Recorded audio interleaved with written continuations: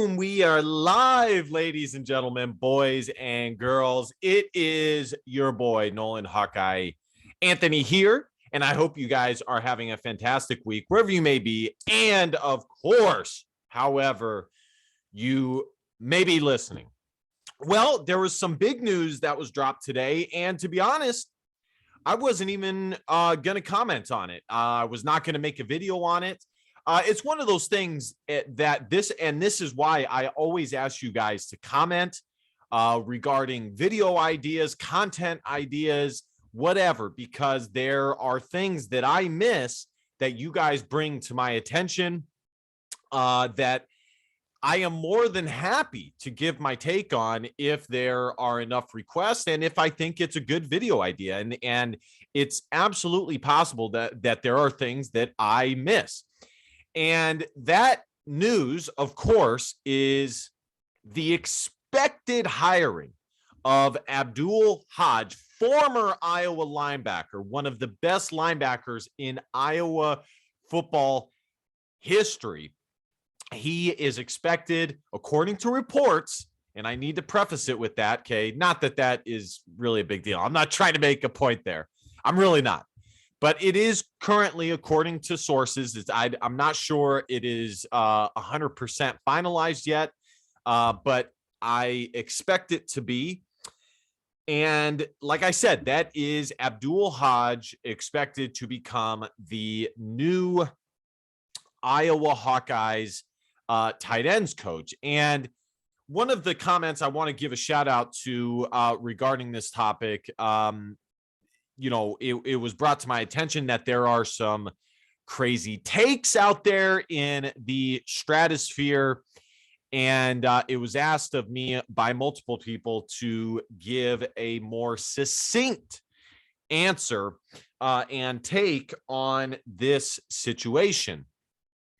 So I'm going to get right into it. Okay. This is not going to be the longest video in the world. I don't really know where to start first, so I'll just start here. What do I think about this hire, okay, or expected hire? I think it is phenomenal. When I first started talking like this on YouTube and Anchor and all of the podcasting forums, I said many times that I would love for Iowa to hire former greats, former coaching greats, because for multiple reasons. One, there is a relationship that a former coach has with a former player has with a program that an outsider just will not have. There is a pride, a love, an adoration for the program that someone from the outside will not have. It's not that someone from the outside cannot have an extreme amount of love, adoration, yada, yada, yada. It's just, it's not in the same way. Okay. The levels might be the same, but it's not in the same manner.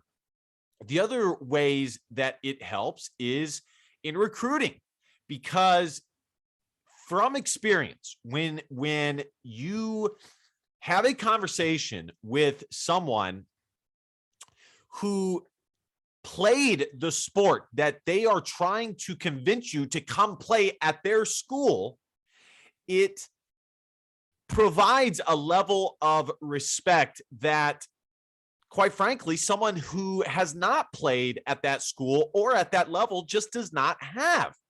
That's a fact. And like I said, I can say that from experience. And Abdul Hodge will bring that. He will bring, as I said, he'll bring a love and appreciation. He'll know how the program is run. He respects Kirk Ferentz. He loves the program. He adores the program.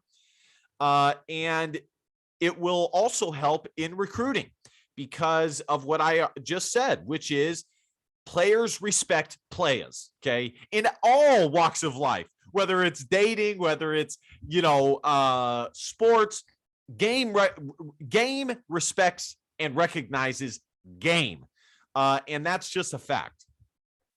The other thing that specifically Abdul Hodge brings is another pipeline to the state of Florida, which Iowa currently has with Liddell Betts. And I do think that Iowa is going to start seeing some very promising results with their connection to Florida, with Liddell Betts. And they have it yet again with Abdul Hodge. And so they can recruit up and down that state with those two guys. In years past, there's been some coaches that have done well in the state of Florida, including Derek Foster. You know, Derek Foster did a good job, but I think Liddell Betts and Abdul Hodge can do it at a level that not even Derek Foster could reach. And that includes the entire South, not just Florida. That includes the entire South. And in my opinion, right now, Iowa has an excellent collection of inroads to a bunch of different areas. You have LeVar Woods, who has a unique connection with northern Iowa, I believe it is, and Missouri. More specifically, the Midwest, Texas, a little bit, the Midlands. Let's call it the Midlands, okay?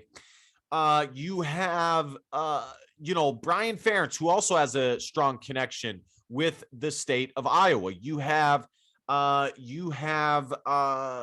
current top recruiter, according to 247 Sports, in the recruiting rankings, Jay Neiman, who has a strong connection with Iowa and the East Coast. Okay. I'm trying not to blank on, you have Kelvin Bell, who has a unique connection to the South and the state of Indiana. You have Phil Parker, who has a unique connection with Michigan. There's a lot of very strong states when it comes to producing talent that Iowa currently has inroads in with their coaching staff. I think that with the addition of Abdul Hodge, two things.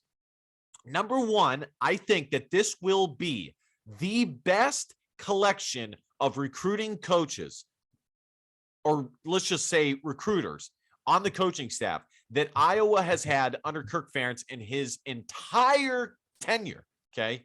That's number one. Number two, I think, and I've said this for the last couple of years, and that included when Tim Polasek and Derek Foster were both still at Iowa, that this continues to be, and this is why you continue to see Iowa developing talent to the NFL, and you see Iowa playing at such a high level over the past couple of seasons, is due to this being one of the best coaching staffs that Kirk Ferentz has had in his tenure. And I think that while Abdul Hodge has some things to prove at the Division I level as far as coaching goes, I think that he will fit in seamlessly. And I think Iowa has an excellent collection of young, talented coaches who have been former players. Let's look at the connection of former Iowa players that are on this Iowa staff. Okay. You have Liddell Betts, Kelvin Bell, LeVar Woods, and Abdul Hodge, and Brian Ferentz. 5 coaches, and even Jay Neiman has a connection to Iowa. I think he played at Iowa State, if I'm not mistaken. I could be wrong on that. But let's just say minimum 5 coaches who played at Iowa that are also great young talents in the coaching ranks. And one of the problems that I had with some of the previous Iowa coaching staffs was this kind of melodic, gray, mediocre, older in age, vanilla style coaches with no sexiness to it.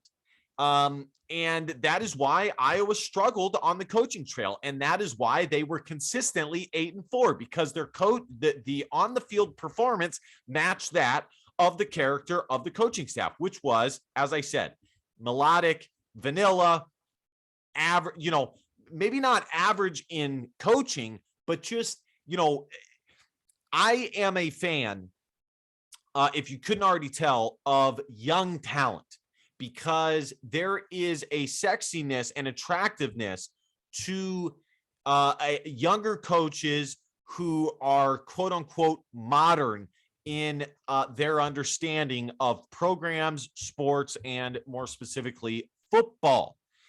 Not that older coaches, as we see with Kirk Ferentz, he is still killing it. Jay Neiman, who is an older coach, is currently Iowa's best recruiter. Okay. So I'm not saying that older coaches can't get it done. They can. But what I am saying is Iowa finally has a good assortment of older coaches with wisdom, with experience under their belt, with younger coaches that meshes well together. Okay. The other thing, now here's the last part to this. So that is what I think of the potential hire.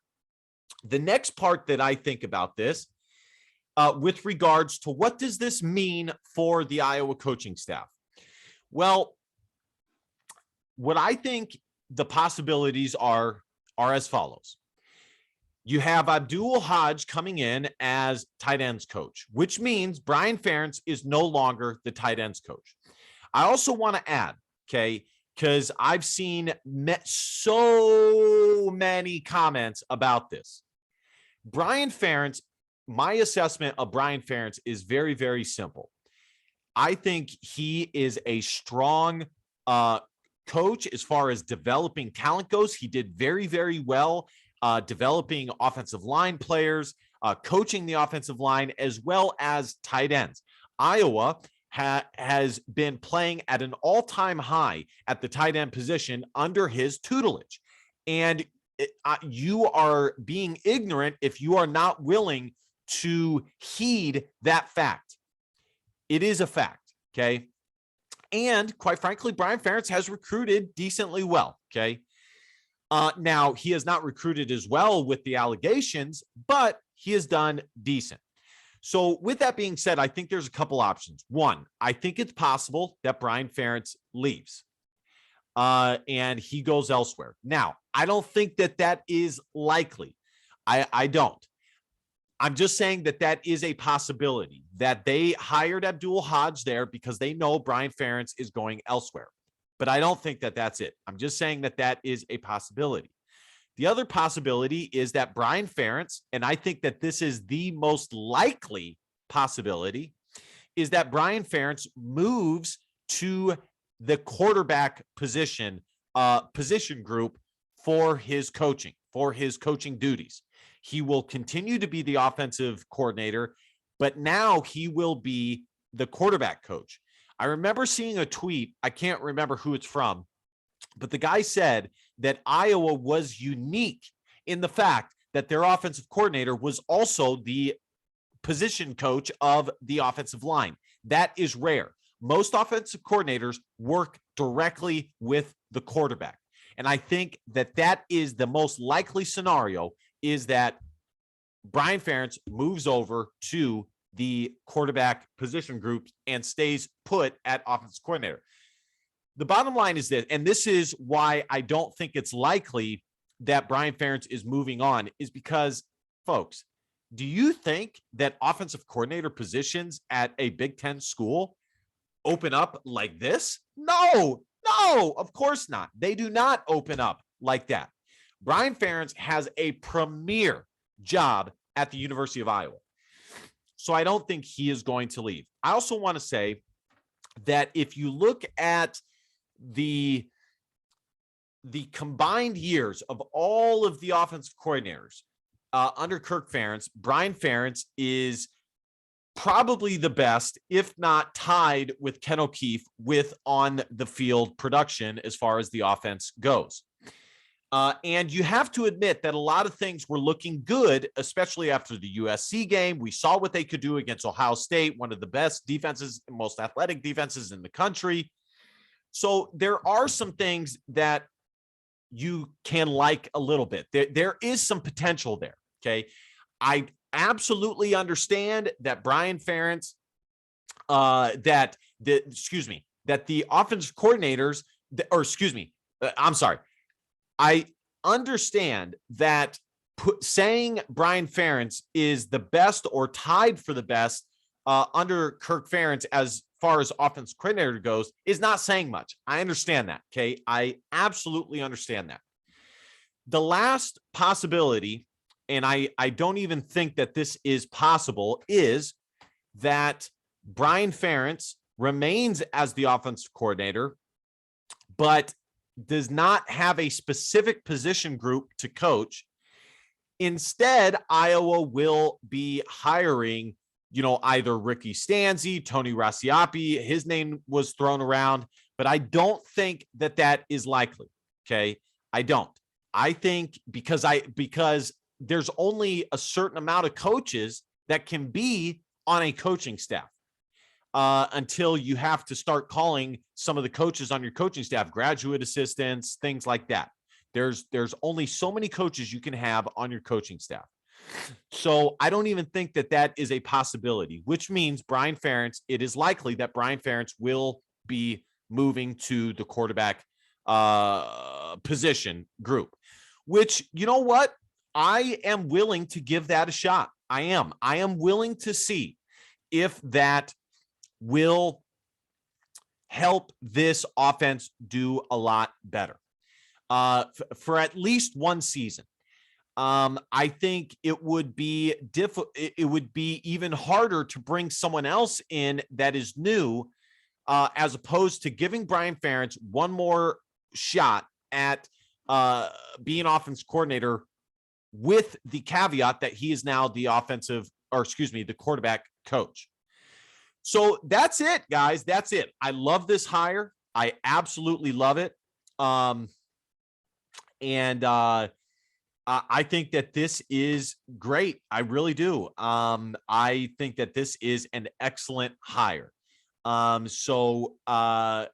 Look out, Iowa fans. Seriously, Iowa recruiting is at an all-time high. It has been for the past 3 recruiting cycles, and this current recruiting cycle, Iowa is in the top 15 in team rankings.